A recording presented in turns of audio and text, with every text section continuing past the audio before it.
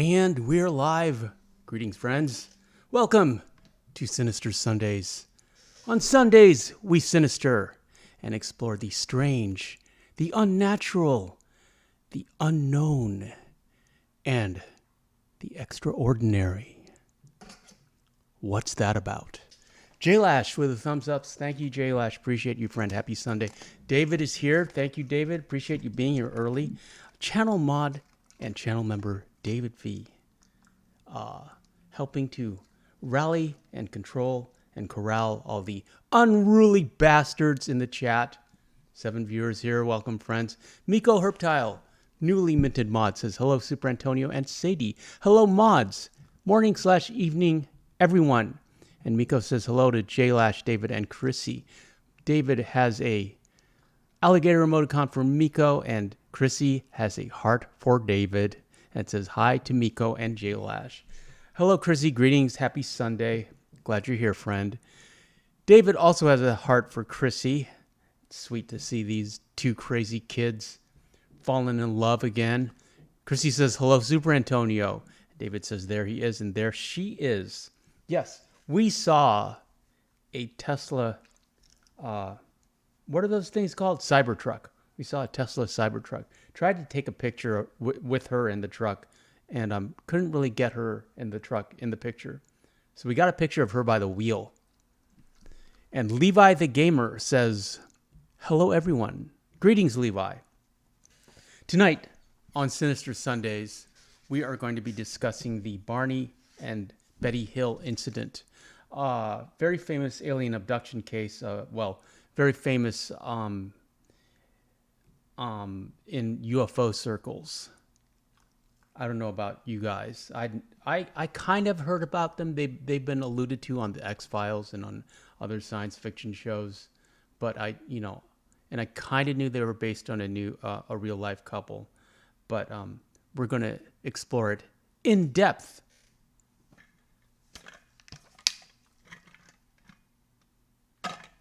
As soon as I drink some water, David and Miko say hello to Levi. Levi, you are welcome here. All are welcome on Sinister Sundays. On Sundays, we sinister. How's your weekend? How was your Sunday? I hope you had a good one. I did.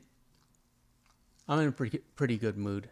I woke up too early. I woke up at 5. What's that about? And so instead of just like hanging out in bed and, watching YouTube videos and playing with and holding the dog, I decided to get up and work out. Partly because I didn't work out yesterday, and doubly because I had Cheesecake Factory for lunch, including a slice of cheesecake. It was a new one. It was a cookie dough cheesecake. I can't say I loved it, but my sister did. So that, it's like it had like a raw cookie dough type crust. I'm sure it wasn't actually raw. But, and then like chocolate chips. It was overly chocolate to me. Chrissy says they were an American Horror Story double feature. Oh, I haven't seen that one, Chrissy. Must not be available on, I would have put that in the slideshow if I'd known. Thanks, Chrissy. The slideshow consists of historical photos, some plausibly deniable UFO photos, and a bunch of screenshots from some of my favorite science fiction movies and alien movies, and also including the X-Files. David says, pineapple upside down cheesecake. Yes, that is delicious, David. One of my favorite. The pineapple upside down cheesecake and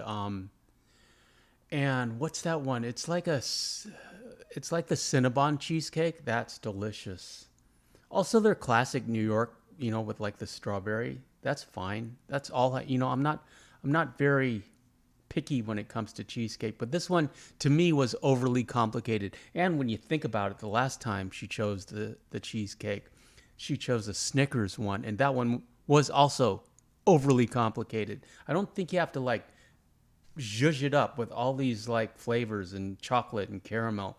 Just stick with the classics, like two, maybe three flavors. Just let the richness of the cheesecake um, be the focus of the dessert.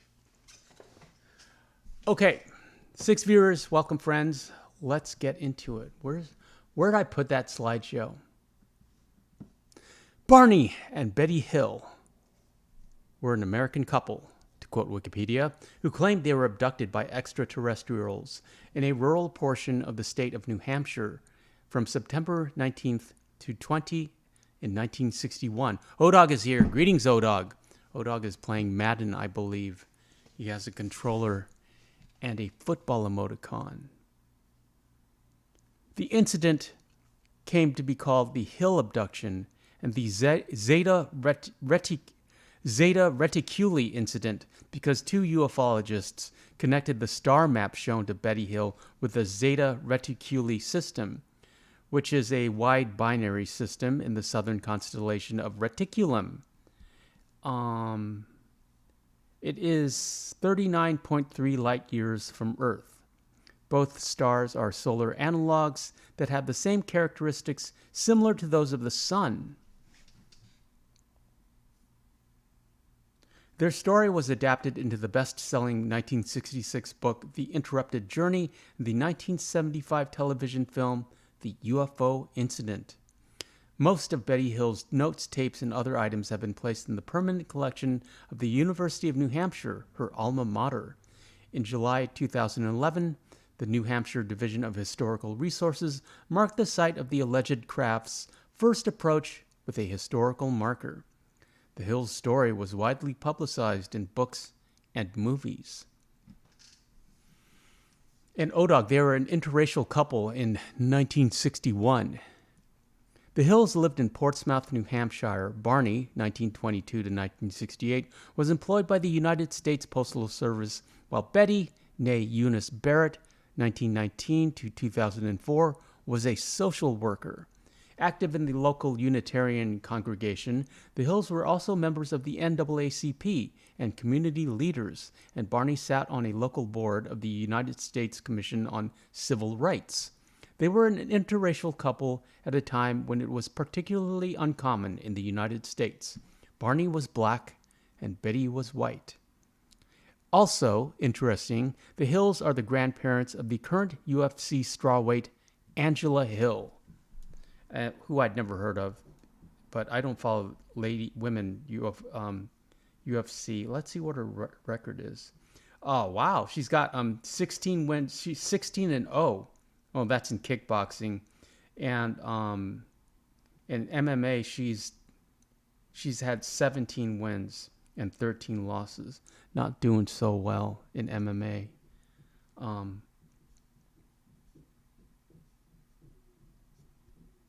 But yeah, she hasn't been abducted.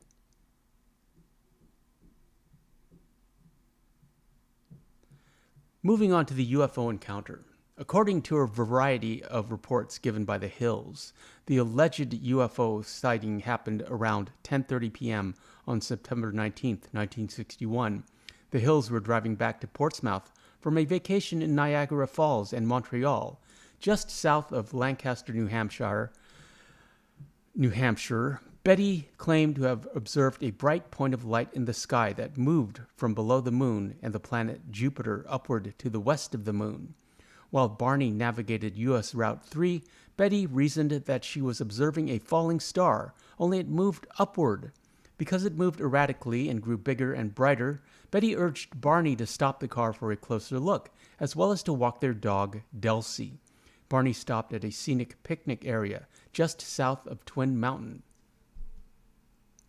Betty, looking through binoculars, observed an odd-shaped craft, flashing multicolored lights, travel across the face of the moon. Because her sister had several years earlier said she had seen a flying saucer, Betty thought it might be what she was observing. Through binoculars, Barney observed what he reasoned was a commercial airliner traveling towards Vermont on its way to Montreal. However, he soon changed his mind, because without looking as if it had turned, The craft rapidly descended in his direction. The observation caused Barney to realize that this object that was a plane was not a plane. What's that about? The Hills said they continued driving on the quiet and isolated road, moving very slowly through Franconia Notch in order to observe the object as it came even closer. At one point, the object passed above a restaurant and a signal tower on top of Cannon Mountain and came out near the Old Man of the Mountain. The Old Man of the Mountain is also called the Great Stone Face, and the profile was a series of 5 granite cliff ledges on Cannon Mountain in Franconia, New Hampshire, that appeared to be a jagged profile of a human face when viewed from the north. Face Rock.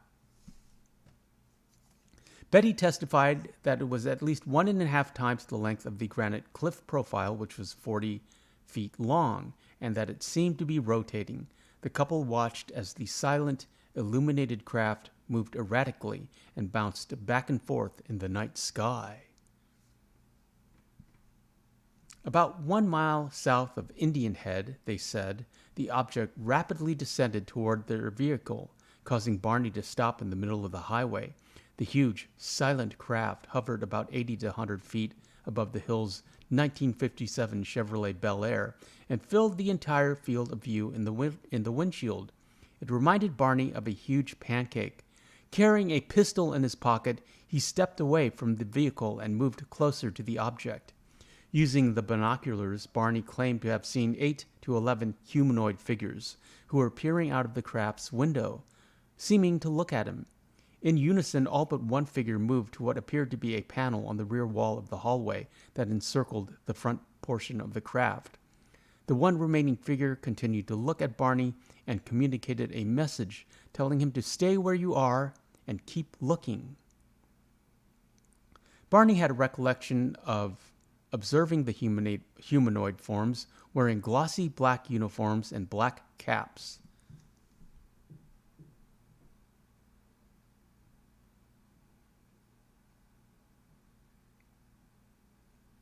Red lights on what appeared to be bat wing fins began to telescope out of the sides of the craft, and a long structure descended from the bottom of the craft. The silent craft approached to what Barney estimated was within 50 to 80 feet, and 300 feet away from him. Barney reported to the National Investigations Committee on Aerial Phenomenon, the NICAP, investigator Walter Webb, that the beings were somehow not human. What's that about?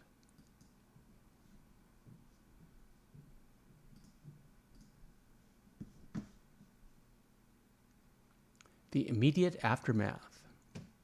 Arriving home at about dawn, the Hills stated that they had some odd sensations and impulses that they could not readily explain. Betty insisted that their luggage be kept near the back door rather than the main part of the house. Their watches would never work again. Barney said that the leather strap from the binoculars was torn, though he could not recall it tearing. The toes of his best dress shoes were scraped. Barney says he was compelled to examine his genitals in the bathroom, though he found nothing unusual. They took long showers to remove possible contamination, and each drew a picture of what they had observed. Perplexed, the Hills said they tried to reconstruct the chronology of events they had witnessed as they witnessed the UFO and drove home. Seems like they lost time. But immediately afterward, they heard buzzing sounds, and their memories became incomplete and fragmented. After sleeping a few hours, Betty awoke and placed the shoes and clothing she had worn during the drive into her closet, observing that the dress was torn at the hem, zipper, and lining. Later, when she retrieved the items from her closet, she noted a pinkish powder on her dress. She hung the dress on her clothesline, and the pink powder blew away, but the dress was irreparably damaged. She threw it away, but then changed her mind, retrieved the dress, and hung it in her closet. Over the years, 5 laboratories have conducted chemical and forensic analysis of the vest. There were shiny concentric circles on the car's trunk that had not been there the previous day. Betty and Barney experimented with a compass, noting that when they moved it close to the spots, the needle would whirl rapidly, but when they moved it a few inches away from the shiny spots, it would drop down. So the car was magnetized, and they lost time. What's that about? 10 viewers in the chat. Welcome, friends. Welcome to Sinister Sundays. We are investigating the Barney and Betty Hill incident. They claim to have been abducted by aliens. In 1961, initial report to the U.S. Air Force and NICAP. Walter N. Webb, a Boston astronomer and NICAP member, met with the Hills on October 21, 1961. In a 6-hour interview, the Hills related all they could remember of the UFO encounter. Barney stated that he had developed a mental block and that he suspected there were some portions of the event that he did not wish to remember. Serena's here. Everybody say hi to Serena. Serena, how are you, friend? Are you back home? I'm so happy that you're here. I really hope are you feeling better? I have so many questions for you. Serena says, hi, Antonio. Sorry I haven't been on. I have watched when I can, always. Well, I've watched you always. Well, I've watched your videos at least. I hope you're home. And everyone has been sending prayers and happy thoughts to you. And Doc Skullhammer. Greetings, Doc. Oh, man, I'm so happy to see you, friend. How are you, Doc? Barney and Betty are well known in the lore, Doc says. Yes, I was aware of them from like the X-Files and, my sojourns into science fiction movies and TV, but I didn't really know the actual story. Everybody say hello to Doc as well. Doc is a very old friend of the channel, one of the first mods. Same as Serena. They were both mods. They were both modded at the same time. They've both been here since before monetization, and I'm so happy that you're back, Doc. Welcome back, Doc, to Sinister Sundays. On Sundays, we sinister. And Omar has subscribed. Thank you, Omar. Appreciate you, friend. Serena, tell us how you are, and tell us if you're back home. Doc says, hey, folks, good to be here. It's so good to have you here, Doc. You know David, I believe, but I do not believe you know David's better half, Chrissy V74, and I'd like to introduce you to her. Also, we have a new mod, Miko, who collects snakes. What's that about? So you can say hi to him. Chrissy V says, what's up, Doc? Okay, where are we? Lost our place thanks to Doc Skullhammer. Thanks, Doc. He described in detail that he could not remember that all that he could remember about the craft and the appearance of these somehow not human figures aboard it. Webb stated that they were telling the truth and the incident probably occurred exactly as reported, except for some minor uncertainties and technicalities that must be tolerated in any such observations where human judgment is involved. For example, exact time and length of visibility, apparent sizes of object and occupants, distance and height of objects, etc. Betty's dreams. 10 days after the alleged UFO encounter, Betty began having a series of vivid dreams which continued for 5 successive nights. She stated that she had experienced them with a degree of detail and intensity that she had never had before. After the 5th night, they stopped and never returned, though they occupied her thoughts during the day. When she mentioned them to Barney, he was sympathetic, but not too concerned, and the matter was dropped. Betty did not mention them to Barney ever again. I added the ever for dramatic effect. In November 1961, Betty began writing down the details of her dreams. In one dream, she and Barney had encountered a roadblock and men who surrounded their car. She lost consciousness, but struggled to regain it. Then she realized that she was being forced by 2 small men to walk in a forest at night. and of seeing Barney walking behind her, though when she called to him, he seemed to be in a trance or sleepwalking. Oh, that's too bad. Serena says, still feeling horrible. Hopefully be home tomorrow or the next day. Okay, Serena, you just take it easy, friend. I'm glad you're here. I appreciate you. And, you're in our hearts and our prayers for you to get better.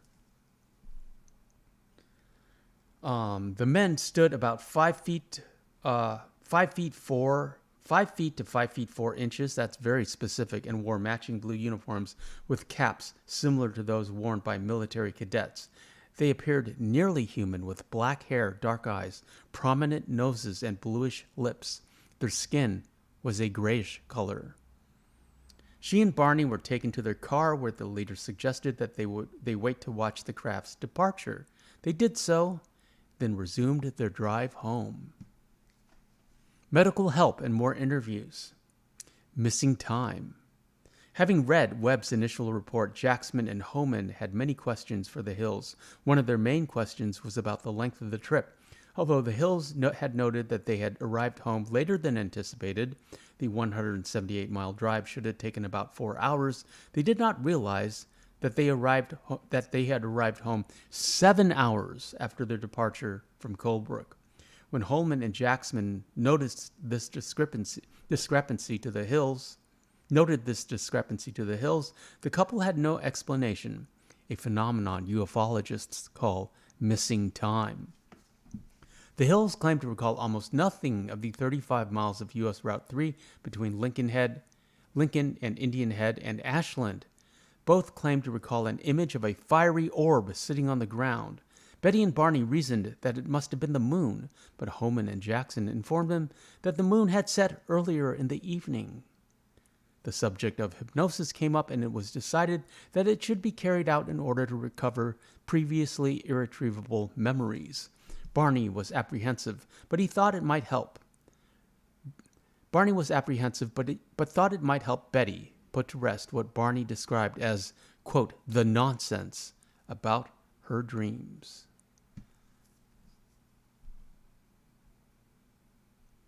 Private disclosure. Doc says, it seems time disparities are to be expected in these things. Mobile Task Force, you are welcome, but you are on probation.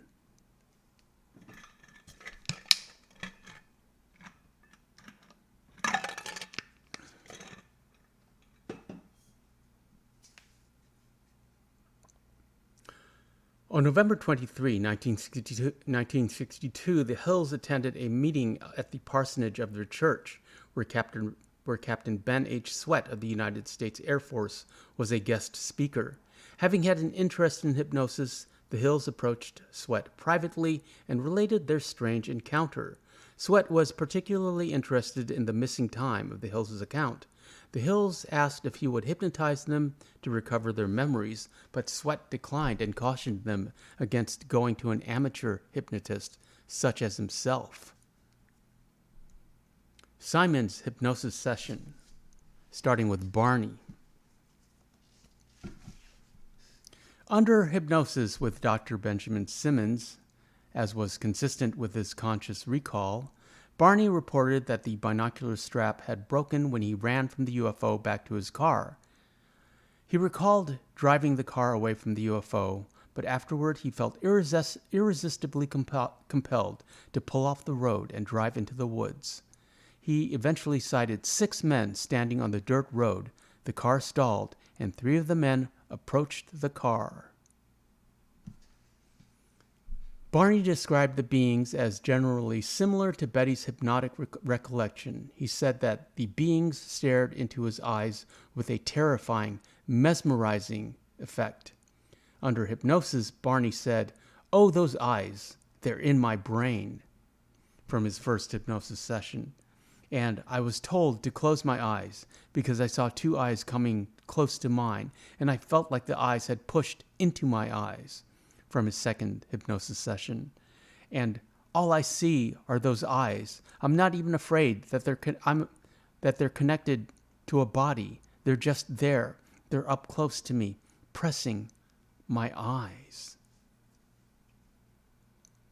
When Betty reported a conversation with the leader in English, Barney said that he had heard them speaking in a mumbling language that he could not understand. Betty also mentioned this detail. The few times they communicated with him, Barney said it seemed to be a thought transference at the time. He was unfamiliar with the word telepathy. Moving on to Betty's sessions. Under hypnosis, Betty's account was similar to her live dreams about the UFO abduction, with some notable differences, mainly pertaining to her capture and release.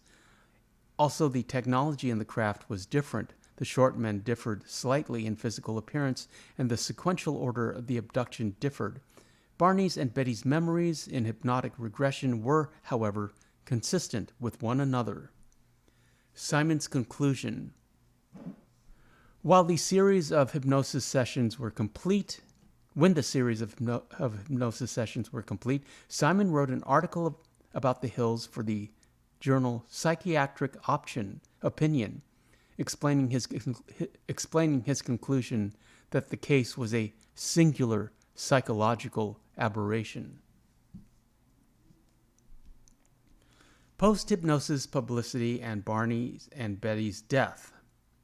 The Hills went back to their regular lives. They were willing to discuss the alleged UFO encounter with friends, family, and the occasional UFO researcher, but the Hills apparently made no effort to speak publicly. Forgive me. Mama One and Papa One are here. Greetings, Mama One. Everyone say hello to Mama One and Papa One. And Mama One and Papa One, if you happen to, I want to introduce you to Doc Skullhammer, a great friend of the channel, one of the first mods, and I'm so happy that he is here tonight with us. Stuart Dent says hello. Greetings, Stuart. Any relation to Arthur Dent?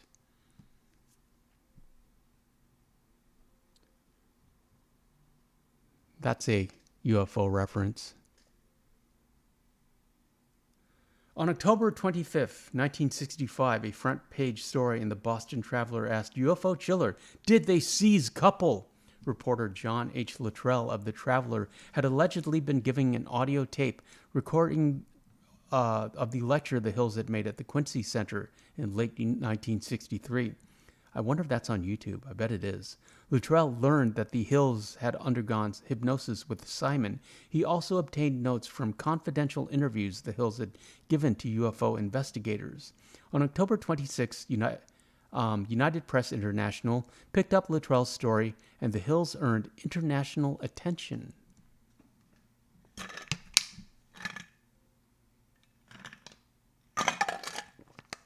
Miko, Mobile Eagles Pro, I need you to calm down with the self-promotion. And you reveal a lot of personal information in the chat that makes me uncomfortable. I can't speak for anyone else. But I'm happy you're here, and I'm happy you're participating, but you need to monitor what you're saying and the information you share.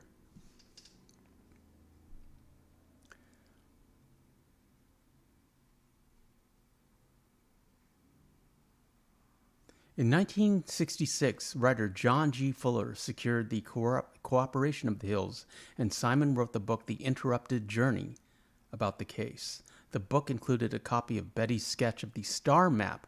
The book was a quick success and went through several printings. Barney died of a cerebral hemorrhage on February 25th, 1969 at age 46. That's super young. After which Betty went on to become a celebrity in the UFO community. Betty died of cancer in October of 2004 at age 85, having never remarried. Mama One says, this alien abduction fascinates me. Why, Mama One? And let me bring Sadie back up. Did you see Sadie, Serena, and Doc? Have you seen Sadie? Sadie, the channel dog? Say hi to Doc and Sadie and Serena, and tell Serena to get better. Say, get well soon, Serena. Analyzing the star map. In 1968, Marjorie Fish of Oak Harbor, Ohio, read Fuller's book, Interrupted Journey. Fish was an elementary school teacher and amateur astronomer. Intrigued by the star map, Fish wondered if it might be deciphered to determine which star system the UFO came from.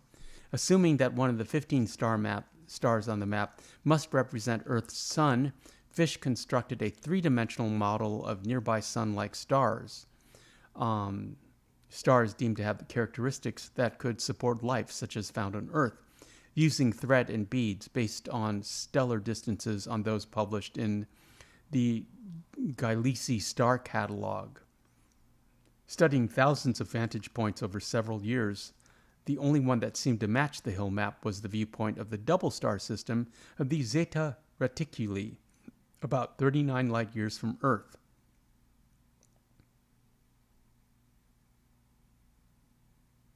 Oh, that's sad, Doc. Doc says, yes, we had a health crisis, so I had to create a nursing home in our house, and we are happily inhabiting it. Okay, Doc, you take care of your wife, and you take care of yourself. We're really happy to have you here. You're always welcome here, and you're always in our hearts and thoughts. You are never far from our thoughts. Say hi to Doc and Doc's wife.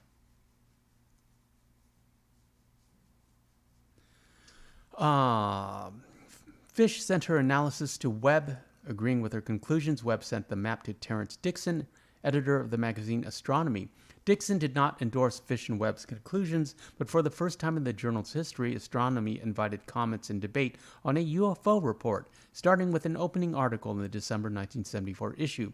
For about a year afterward, the opinions page of Astronomy carried arguments for and against Fish's star map. Notably was an argument made by Carl Sagan and Stephen Soter, arguing that the star map was little more than a random alignment of chance points. In an episode of Cosmos in 1980, Sagan demonstrated that without the lines drawn in the map, the Hill map bore no resemblance to the real-life map. In contrast, those more favorable to the map, such as David Saunders, a statistician who had been on the Condon UFO study, disagreed. Saunders claimed that a match among 16 stars of the specific spectral type among the 1,000 stars nearest the sun is at least 1,000 to 1 against. Papa once says there is one of two answers about the abduction. One is they were truly abducted by aliens. The other is they took some LSD or PCP and had a horrific trip. It's one or the other, Doc. I don't think they were making it up, though. I think something happened. I mean, they don't seem... I don't think they were looking for attention. Interrupted Journey. The 1966 publication of Interrupted Journey by John G. Fuller details much of the Hills' claims, except the book. Excerpts of the book were published in Look magazine. Captured, the Betty and Barney Hill UFO Experience by Betty Hill's niece Kathleen Martin further explored Fuller's themes along with scientist Stanton T. Friedman. That's a very scientist name. Martin, who spoke on the board of the Mutual UFO Network, or MUFON, for 10 years, knew Betty well and had spoken with her at great length about the encounter. Moving on to Rebutting the Hills. Jim McDonald, a resident of the area in which the Hills claim to have been abducted, has produced a detailed analysis of their journey and concludes that the episode was provoked by their misperceiving an aircraft warning beacon on Cannon Mountain as a UFO. McDonald notes that from the road the Hills took, the beacon appears and disappears at exactly the same time that the Hills describe the UFO appearing and disappearing. The remainder of the experience is ascribed to stress, sleep deprivation, false memories, and false memories recovered under hypnosis. After reading McDonald's recreation, UFO expert Robert Schaefer writes that the Hills are the poster children for not driving when sleep deprived. In the Skeptical Inquirer, Schaefer also wrote, I was present at the National UFO Conference in New York City in 1980, at which Betty presented some of the UFO photos she had taken. She showed what must have been far more than 200 slides, mostly of blips, blurs, and blobs against a dark background. They were supposed to be UFOs coming in close, chasing her car, landing, etc. After her talk had exceeded about twice its allotted time, Betty was literally jeered off the stage by what had been at first a sympathetic audience. The incident, witnessed by many of ufology's leaders and top activists, removed any lingering doubts about Betty's credibility. She had none. In 1995, Betty Hill wrote a self-published book, A Common Sense Approach to UFOs. It is filled with delusional stories, such as seeing entire squadrons of UFOs in flight and a truck levitating above the freeway. Schaefer later wrote that as late as 1977, Betty Hill would go on UFO vigils at least 3 times a week. One evening, she was joined by UFO enthusiast John Oswald. When asked about Betty's continuing UFO observations, Oswald stated, "She is not really seeing UFOs, but she is calling them that." On the night they went out together, Miss Hill was unable to distinguish between a landed UFO and a street light. In later interviews, Schaefer recounts that Betty Hill wrote, "UFOs are a new science, and our science cannot explain them." Doc says their accounts are mirrored in many other accounts of abductions. They were just early reporters. They were there's a consistency to alien abductions that is interesting, intriguing to me. Mama once says, "I don't believe they made it up. They were an interracial couple in the 50s, and it would have brought negative attention in those days. They would not risk the danger for a lie." It's sad how people felt. Yes, I agree. They wouldn't draw like extra attention to themselves. This is also interesting. Influence from The Outer Limits. The Outer Limits is a TV show. In his 1990 article, entirely under Unpredisposed, Martin Kottmeyer suggested that Barney's memories revealed under hypnosis that he had been influenced by the Bolero shield. Pardon me one moment, friends.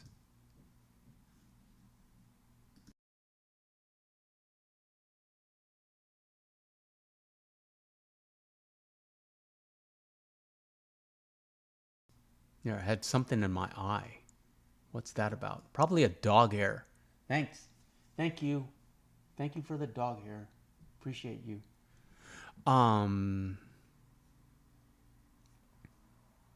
Stuart Dent says, did they have any damage to their bodies? They did not. There was damage to their clothing, however.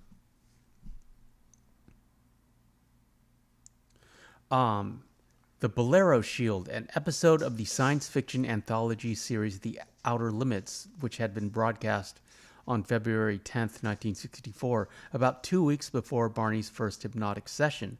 The episode featured an unnamed extraterrestrial with large eyes who says, "In all the universes, in all the unities beyond the universes, all who have eyes that speak." The report from the regression featured a scenario that was in some respects similar to the television show. In part, Kottmeyer wrote, "Wraparound eyes are an extreme rarity in science fiction film. I know of only one instance they appeared on the alien in an episode of an old TV series, The Outer Limits, titled The Bolero Shield. A person familiar with Barney's sketch in The Interrupted Journey and the sketch done in collaboration with the artist David Baker will find a frisson of déjà vu. Frisson is French for shiver, creeping up his spine when seeing this episode. The resemblance is much abetted by the absence of ears, hair, and nose on both aliens. Could it be by chance? Consider this. Barney first described and drew the wraparound eyes during the hypnosis session dated 22 February 1964. The Bolero Shield was first broadcast on the 10th of February 1964. Only 12 days separate these two instances. If the identification is admitted, the commonness of wraparound eyes in the abduction literature falls to cultural forces. When a different researcher asked Betty about the outer limits, she insisted she had never heard of it.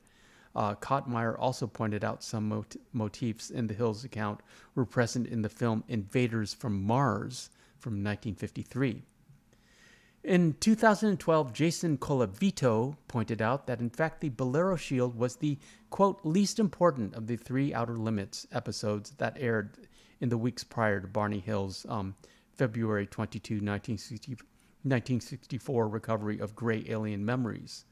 The episodes of February 3 and February 17th were even more reminiscent of Hill's story. The episode of February 3, titled The Invisibles, featured an alien intelligence which orchestrates a conspiracy of human hosts and willing servants. The process of becoming a servant involves lying face down on a table and having one's lower back scratched with a scalpel, then having an alien organism placed in the wound to see if it will attach. The surgical procedure is narrated in detail by an alien instructor and is shown 3 times, although the camera sees only the protagonist's naked upper body and gritted teeth. Colavito states that the surgical scenes, including the partial nudity, recall the alien probing described by Barney Hill. The episode of February 17th, The Children of Spider County, featured a storyline involving the abduction of 4 men by an alien with wraparound eyes which glow menacingly. Early in the episode, the protagonist's car is stopped, in fact wrecked by the alien. The protagonist has always belonged to a socially outcast group. Eventually, it is revealed that the protagonist is himself half alien. He is accompanied by his girlfriend over the disapproval of her father. Oh, there you go. We're getting lots of parallels there. Colavito suggested that these similarities to Barney Hill's own biography go beyond coincidental and encouraged him to mingle the more fantastical elements of the story into his hypnosis-induced recollections. The Children of Spider County aired 5 days before Hill's February 22nd hypnosis session. Meanwhile, Colavito also relates the Hills' recovered memories of aliens in shiny black jackets to the Twilight Zone episode of January 31, 1964, titled The Black Leather Jackets, in which 3 aliens disguised as humans in black leather jackets come to Earth, but one of them falls in love with a human girl. Coincidentally, Lee Kinsolving plays the alien in love with the human girl in both The Children of Spider County and Black Leather Jackets. That is a coincidence that not necessarily deserves to be in this Wikipedia article. I mean, it's interesting, I suppose, but it's not really germane to our investigation.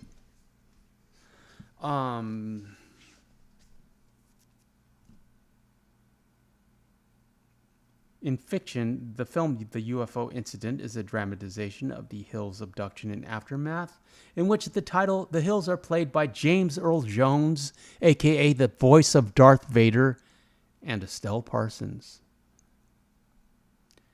The couple was portrayed by Basil Wallace and Lee Garlington in the 1996 television series Dark Skies.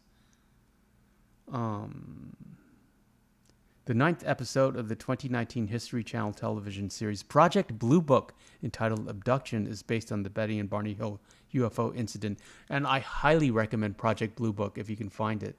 I saw it on Amazon Prime. It's really good. Doc says hypnosis can indeed influence recollection. I would agree. Doc. I'm glad you're here. And that, my friends, is what we have on the Betty and Barney Hill incident. What do you think? Do you believe them? And I don't know why the support text was running for so long.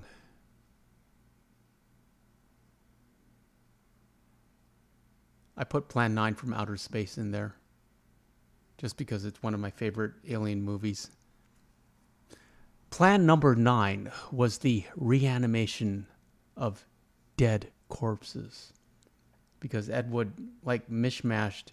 He wanted to make a vampire movie, but alien movies were popular, so he tried to like mash them both together. How's everyone? I'm so happy that everyone's here tonight. We have a full house, 14 viewers in the chat, and Doc Skullhammer. Always great to hear from him. I'm glad you're doing. I'm glad you're here, and I hope you're doing better. And thoughts and kind thoughts and prayers to your lovely wife. I'm glad you got to meet Mama One and Papa One and David and Chrissy, and I'm glad you got to talk to Serena. Doc says, frankly, I believe them. Well, I want to believe them. I can't think of any reason why they would lie about it. Mama One says, living on a farm makes you wonder if aliens will ever land on my farm. Ha ha. They better stay away from your livestock. That's all I can say.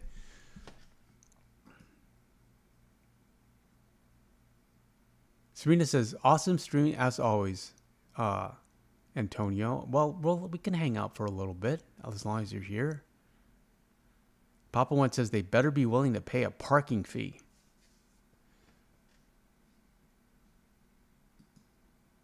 That's from War of the Worlds. I put that in because there's like a Soviet dog. I watched Mission Impossible: Dead Reckoning. Serena says, bye, Antonio. Good night and take care. You have a great night, Serena, and I missed you, and I'm so happy I got to talk to you tonight.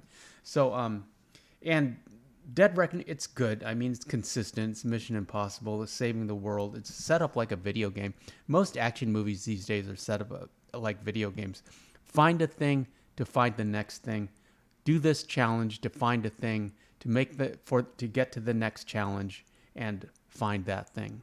That's what an action movie is like these days. Serena says, bye everyone, good night, take care. You take care, Serena. And I miss you already.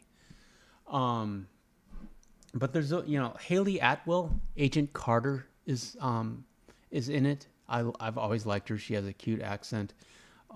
She plays a thief, an international jewel thief. But there's a really funny scene where Tom Cruise holds his hand to her face to and like promises to like that she'll be safe or something, just does and he has really small hands. Either he has really small hands or Haley Atwell has a giant Mount Rushmore sized head. What's that about? Also, I noticed that Tom Cruise is wearing gloves a lot, fingerless gloves, and with like all his tactical outfits always have gloves. And I think he must be really self-conscious of his hands, because that's one thing you can't fix on CGI or like with plastic surgeries is old man hands.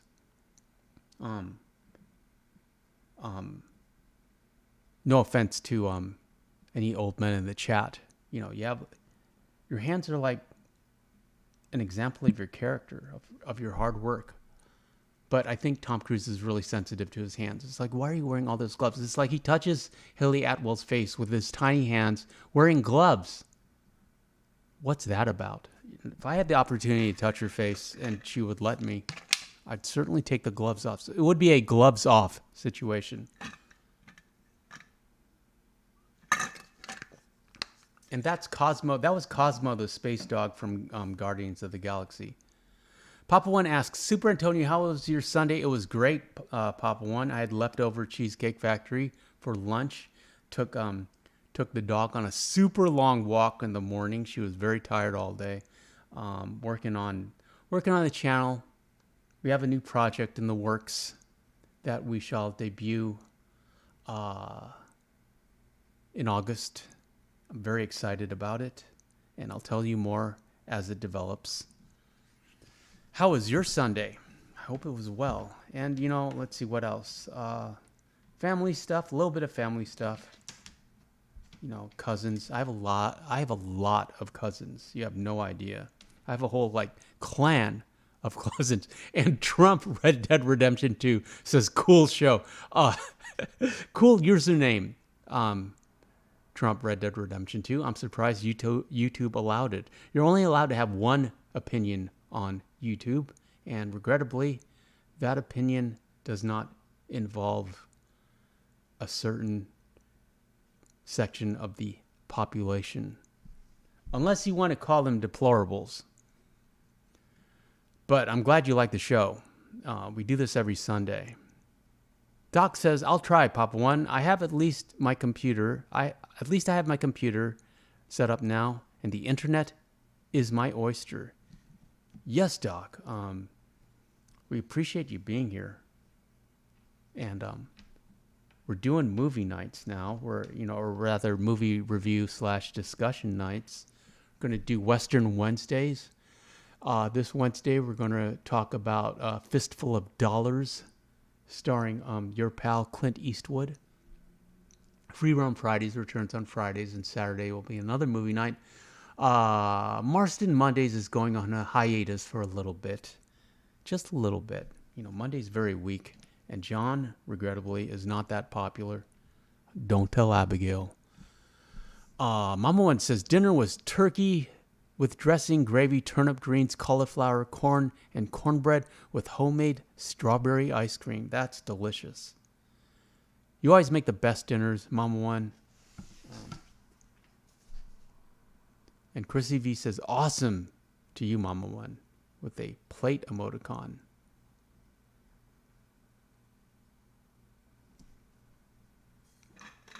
Yeah, I had the barbecue bacon cheeseburger.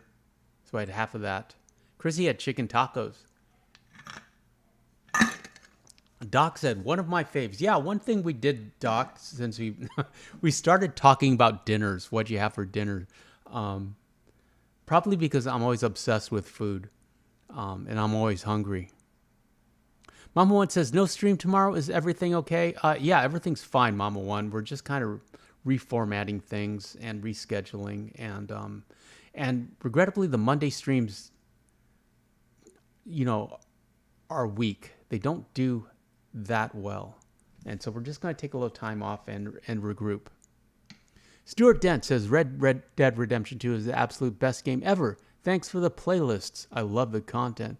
Thank you for telling me that, Stuart. I really appreciate it. Would that we had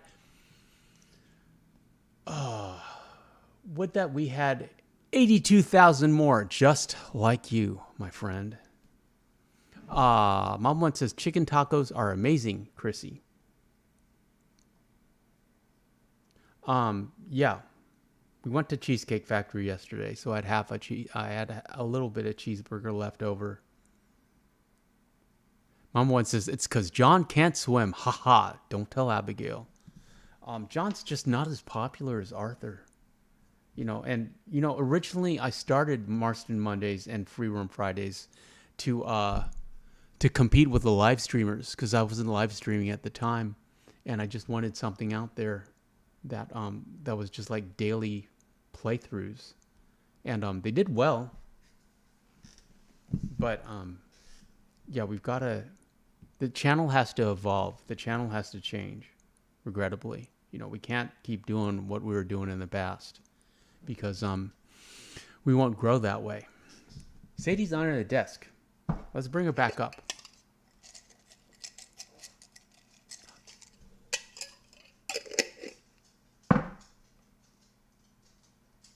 Tony's S22 says, love the UFO topic. Have you read the Anunnaki? I don't know what that is. Tony's 22.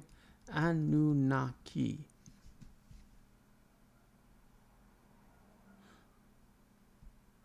Oh, I do know about that. The Anunnaki are a group of deities of the ancient Sumerians.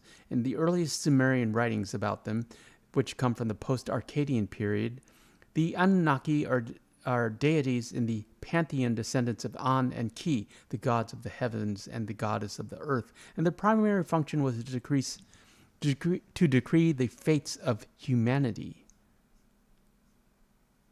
Yeah, they kind of look like ancient aliens.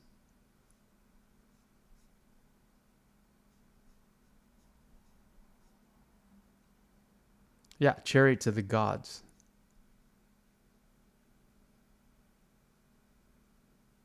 David Icke, the British conspiracy theorist who popularized the reptilian conspiracy theory, has claimed that the reptilian overlords of his theory are in fact the Anunnaki. Didn't know that. Stewart says, I like the changes in the new content. That's good to know. And he asks, how do you rate the Lenny bar scene in the game? Best, mid, low? Best. That's where Lenny and Arthur become good friends. That's why they bond. And, you know, Arthur actually opens up to him. No one would have me. Mama One says, I rewatch your videos over and over. They are relaxing to me, and they calm Papa One during a PTSD moment. They're up there for you. They will always be there for you. This channel will always be there for you, Mama One and Papa One. Papa One says, you have an extremely soothing voice, Super Antonio. You kind of remind me of my dad in that regard. He was a tough man, but he had a soothing, confident voice, much like you do. Well, I'm in good company, Papa One, but I know I could not inhabit even one toe of your father's shoes. But I appreciate both of you, and I'm so glad you're here now, and you add so much to the chat, and the chat benefits from all of your wisdom and experience and love and your relationship. Just, you know, I don't know if you were here when I was talking about it. I was talking to David and Chrissy about how I think it's important that that the chat sees couples, successful marriages, you know, in the chat. I think, you know, it's just a good example for them, if that makes any sense, to see that. Because you know, so a lot of them come from single family homes. If I'm to believe the Discord, and it's just good to have you there. That's a robustness to the chat and the community. And on that note, I suppose, before I get too sentimental and mushy, I should say farewell to you people. Papa One says, all of you are family to me and Mama One. We feel like we belong here. You do, from the first time we joined till now. We look forward to every stream. Well, we're going to do a fistful of dollars on Wednesday. On Wednesdays, we Western. Everyone, I really appreciate you being here. Shout out to the mods, Papa One and Mama One and Doc Skullhammer, my friend, one of my oldest friends of the channel. Serena, of course. You get better soon. We're all rooting for you and thinking happy and loving thoughts. David and Chrissy and Miko. Stuart Dent, thanks for being here. Scrolling through, who else was here?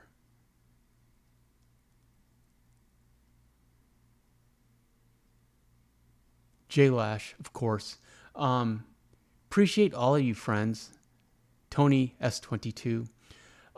Everyone, enjoy your week, and we shall see you soon.